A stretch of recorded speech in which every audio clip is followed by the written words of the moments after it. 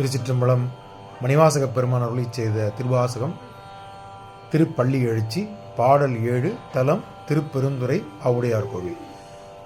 அது பழச்சுவையன அமுதன அறிதற்கு அறியாதன எளிதன அமரொரும் அறியார். அது பழச்சுவையன அமுதன அறிதற்கு அறியாதன எளிதன அமரரும் அறியா. இது இவன் திரு ஊரு இவன் இவன் என இது அவன் திரு ஊரு இவன் அவன் எனவே எங்களை ஆண்டு கொண்டு இங்கு எழுந்தருளும். இது அவன் திருவருள் இவன் அவன் எனவே எங்களை ஆண்டு கொண்டு இங்கு எழுந்தருளும். மது வளர்பொழில் திரு உத்தர கோசை மங்கை உள்ளாய் திருப்பெருந்துறை மன்னா. மது வளர்பொழில் திரு உத்தர கோசை மங்கை உள்ளாய் திருப்பெருந்துறை மன்னா. எது எமை பணி கொள்ளும் ஆறு அது கேட்போம். எது எமை பணி கொள்ளும் ஆறு அது கேட்போம். எம்பெருமான் பள்ளி எழுந்தருளாயே. எது எமை பணி கொள்ளும் ஆறு அது கேட்போம்.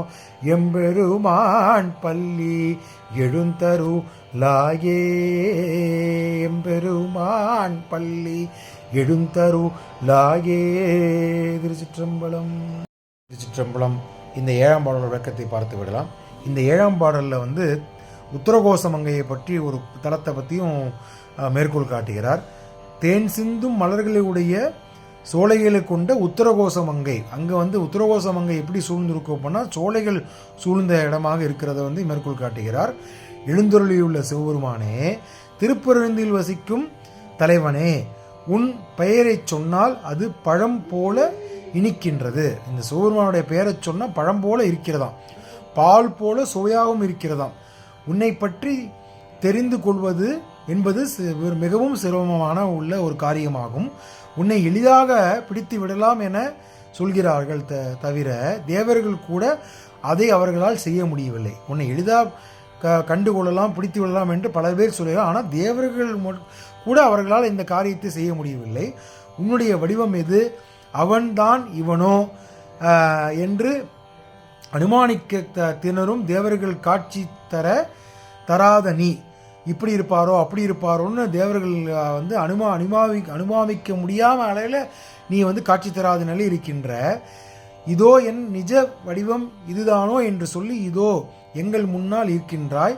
எங்களை நீ என்ன செய்ய நினைக்கின்றாயோ அதை செய் என்று உன்னிடம் கேட்போம்.